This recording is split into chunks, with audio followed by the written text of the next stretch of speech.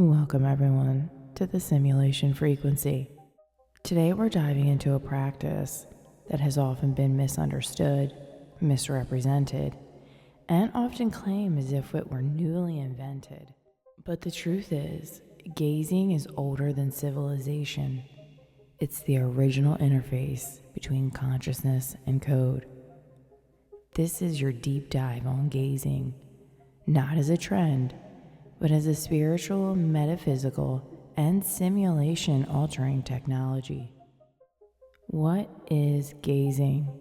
Gazing is the act of fixating your awareness on a single point, whether it's your reflection, a candle flame, a black mirror, a wall, or even an empty space, until the simulation begins to shift. Gazing is not looking. Looking is passive. Gazing is interaction. You are not watching reality. You are programming it. I've spoken on gazing in several of my other videos, namely those specifically discussing visualization. I use this as a component of overall visualization. When you gaze, you bypass the mental chatter and enter the language of the simulation. Symbols, frequency, and intention. It's not meditation, it's render manipulation. You're holding the space with such intensity that the simulation begins to respond to your focus frequency. Long before the term simulation existed, gazing was embedded into sacred rituals. In ancient Egypt, priests gazed into bowls of black water to communicate with neters, archetypal energies that encoded reality. They were basically talking to what they felt like were the gods. And how about the Greek oracles? At Delphi, the Pythia gazed into vapors and mirror-like water before receiving messages from Apollo, possibly tapping into the simulation's code through trance state perception. And in my opinion, that's basically what you're doing. You are putting yourself in a state of hypnosis, trance. Let's talk about Hindu practices. They fix their gaze on a candle to dissolve the ego and awaken the Atman, the God self, the simulation architect from within. And then to push this further, there are things like scrying and magic mirrors. From John Dee to modern occultists, mirrors were seen not as reflections, but as portals, reflective interfaces to reprogram the projected world. To sidetrack for 1 second and to insert a little simulation glitch here, who remembers from Snow White and the Seven Dwarfs? Is the line magic mirror on the wall? Or is it mirror, mirror on the wall, who is the fairest of them all? Comment below which one you specifically remember. So no, this hasn't been invented recently, or it isn't a new phenomena. This is an ancient method of simulation modulation. And let's talk about why gazing works in the simulation. In a simulation-based reality, consciousness is the renderer. When you gaze, you stabilize your frequency, and that stability collapses wave functions. You are choosing a version of reality and locking it in. This works on a few metaphysical mechanics. Let's talk about some of the pseudoscience that I absolutely love on this channel. The first thing I want to mention, the observer effect. Quantum particles behave differently when observed. Gazing is conscious observation amplified. You're not just observing, you're insisting. And how about persistence of vision? People talk about persistence all the time in the community. I see recently there has been a lot of debate over this, but when the eyes lock in one spot, the visual cortex begins to hallucinate. The simulation starts glitching slightly. Faces melt, lights flicker, boundaries soften. You are catching the edges of the render engine. And I have spoken on this in past episodes. I believe that when you take mind-altering substances, you are messing with that same component as gazing. So I have very deep dive videos on these that were 30-40 minutes. Please feel free to check those out. And I will leave a bonus section at the end of this video speaking about the role of those mind-altering substances. I have witnessed faces melting, hands melting, boundaries bending in the past. So I know that gazing and this component of your brain do go hand in hand. Another topic that I love on this channel, neural binding. Your brain starts syncing up neural patterns into coherence. Coherence in the mind equals coherence in your external projection. What's in the mind imprints the field. I have many meditations at this point that include binaural beats. Mostly all of mine do, even if the title does not say so, because the encouragement of everything being in harmony does have that alignment effect in your neural pathways to continue to strengthen those clusters in your brain that will bring you closer and closer to your reality that you're looking to experience, because that is what this is all about. The reason that we're learning these things like visualization, like gazing, these are all tools in the simulation. These are tools to help us navigate and assist us in the reality creation process. We have many mystics that have helped us to this point render reality to a certain degree, but I think that with this updated language and the newer way of looking at things, we can implement these tools, collapse the idea of space and time so everybody is in their specific reality that they desire to be in. Let's end this area with the symbolic collapse. When gazing into a sigil, a mirror, or your own eyes, your subconscious begins absorbing that symbol without interference. It burns the frequency into your magnetic field.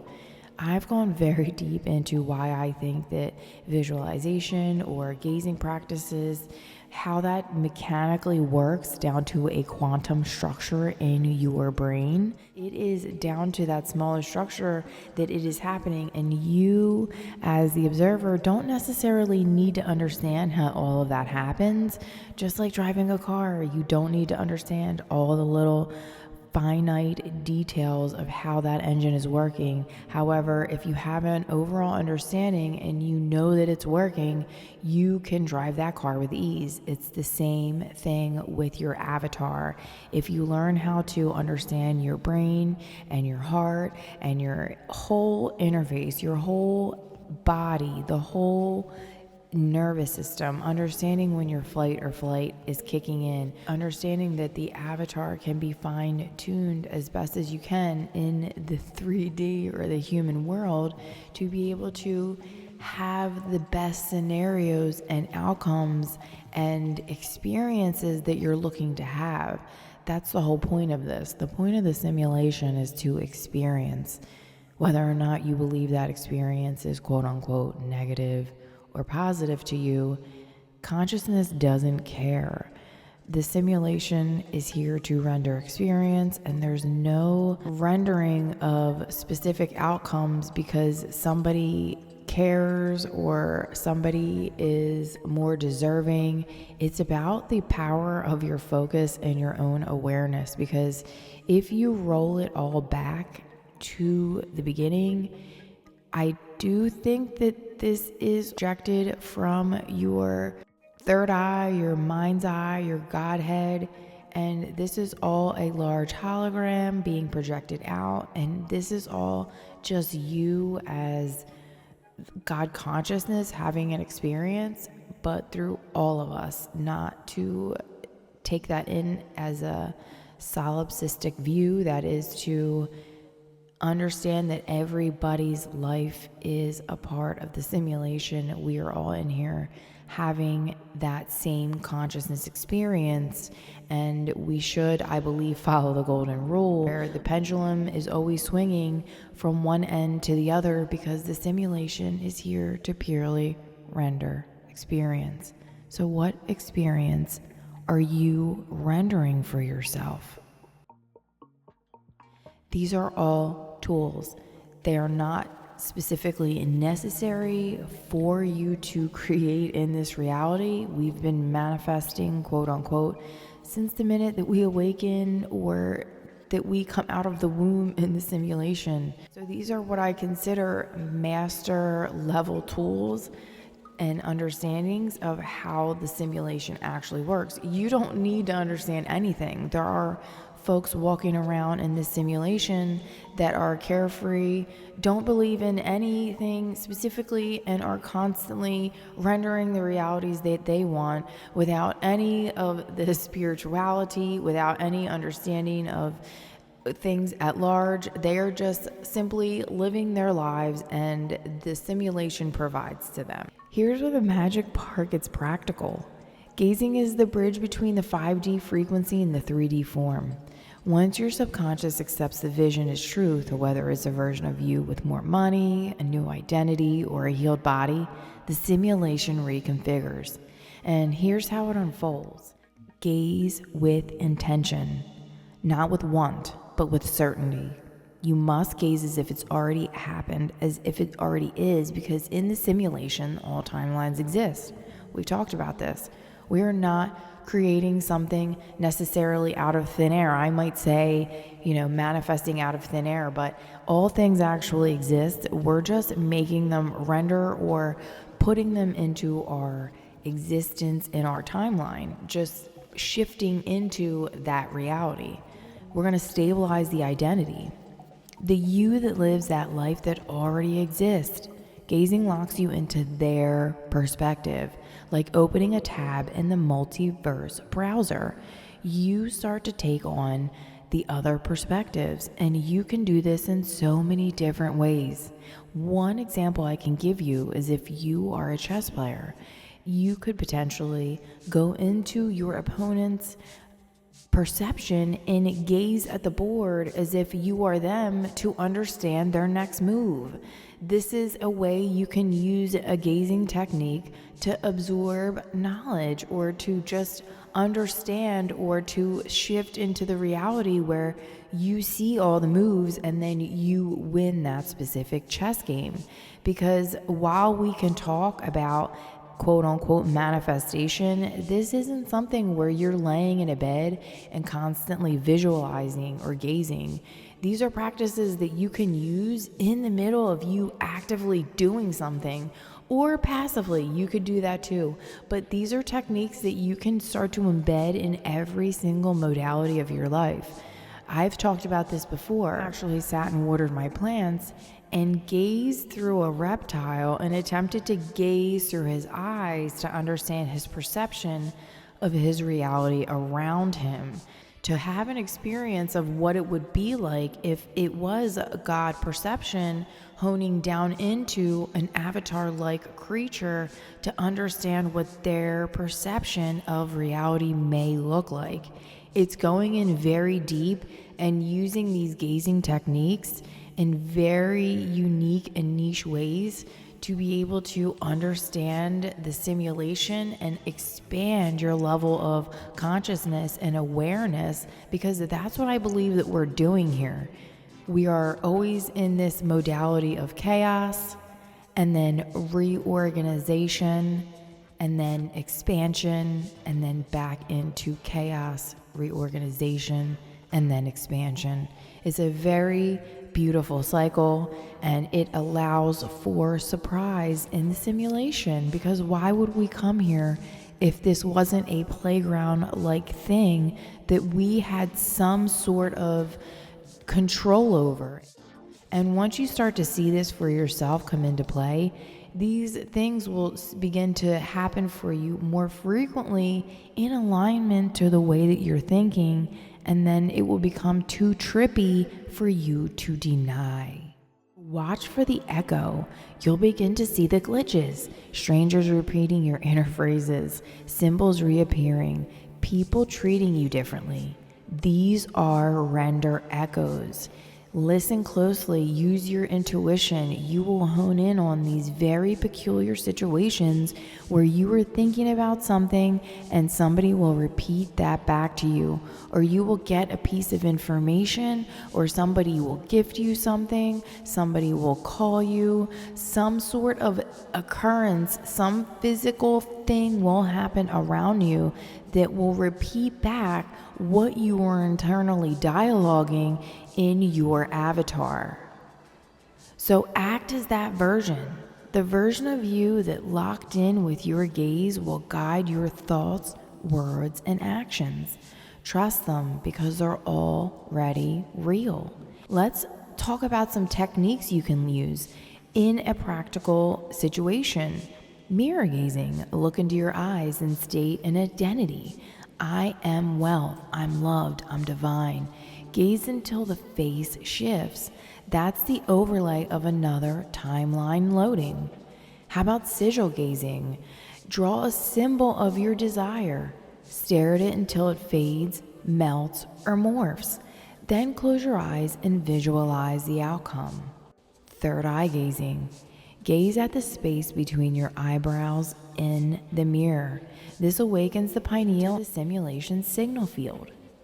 There's also the ancient practice of candle gazing. Focus on the flame while mentally projecting a scene of your desired reality. Feel the scene burn itself into the quantum field. In this simulation, your gaze is the cursor. Where your focus goes, your life renders. So don't just scroll through reality, program it. Reality doesn't respond to passivity, it responds to presence. Gaze, not watch, but to alter. Not to observe, but to command. This is ancient. This is potent. This is yours. And I'm just here to remind you. Welcome to the interface.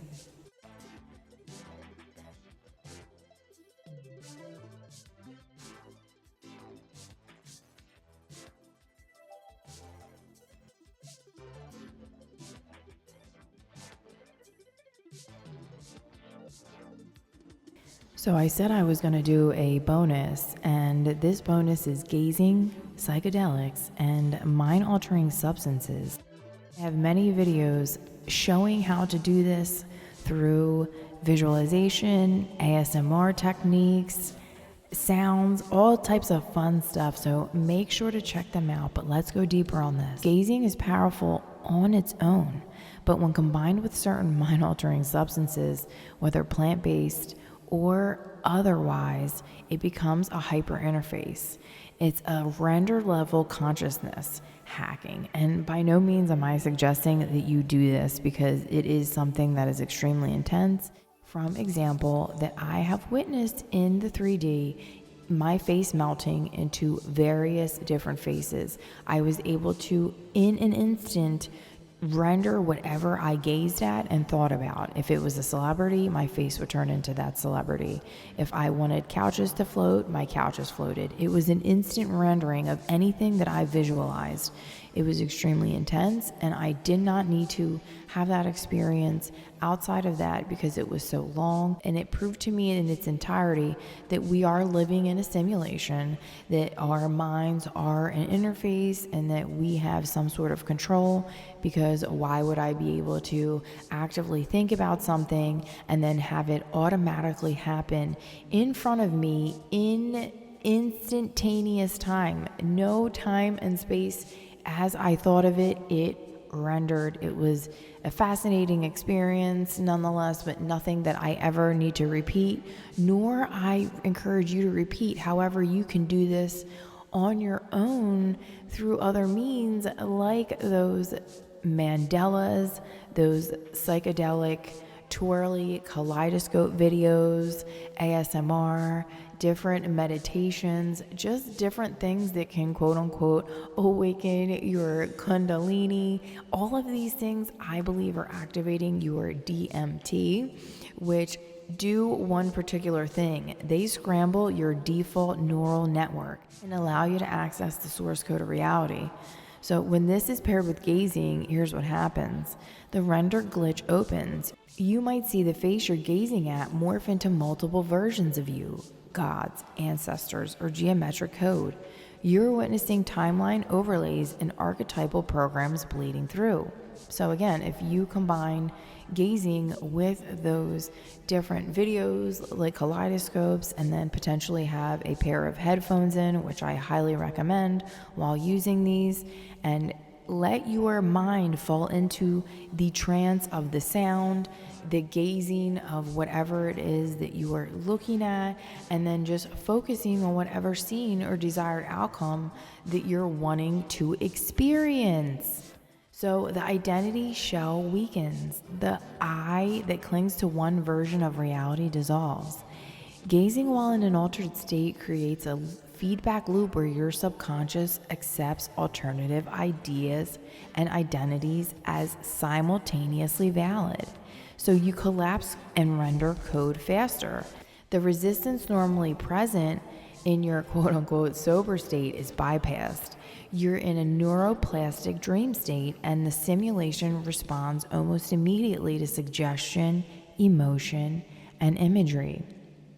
If we go even deeper than this, I personally believe that this is all not only God's rendering, it is God's dream.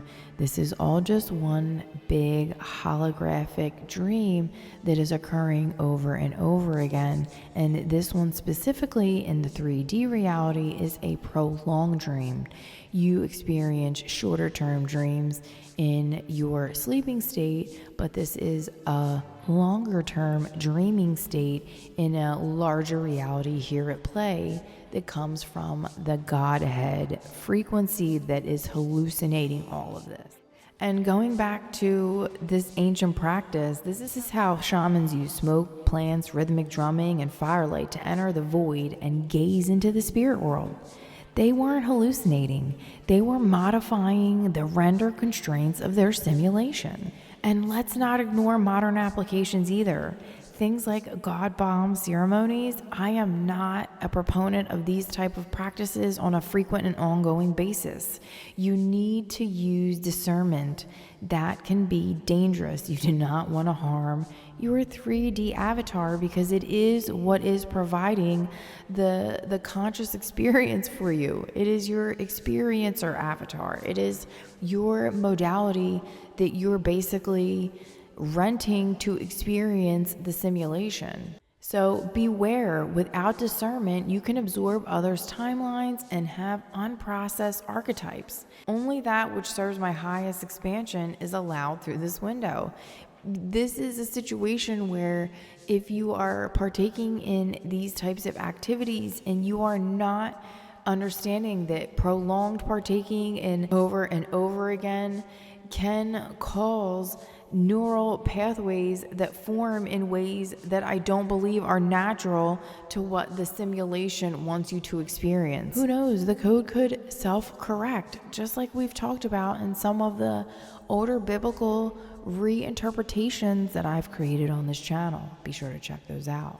Let's master this hack in a healthy way, not having to use any type of psychedelics or any type of situations that could potentially put your avatar in harm. Here's the most important truth. Don't need hallucinogens to alter the simulation. You are the chemical, you are the plant, you are the render engine. The substances simply remind you of your power. But gazing teaches you how to use it with nothing but your will. That is real magic, in my opinion. I'm going to do my final thoughts a la Jerry Springer style, because I really enjoyed that the other day, and I think it's really effective. You know, we spend most of our lives looking at screens, at problems, and other people's lives, but we rarely gaze. And there's a difference. Looking is passive. Gazing is power. Looking observes. Gazing creates. In this simulation, what you focus on doesn't just reflect back, it renders forward. So whether you're staring into a mirror, a candle flame, or your own fears, remember, you're not just watching reality happen, you're shaping it. And if you ever forget that, just gaze a little longer until the version of you that remembers shows up in the reflection. Remember to take care of yourself and each other, and never forget, may you all continue to manifest magic and resonate on your highest frequency. Bye, guys.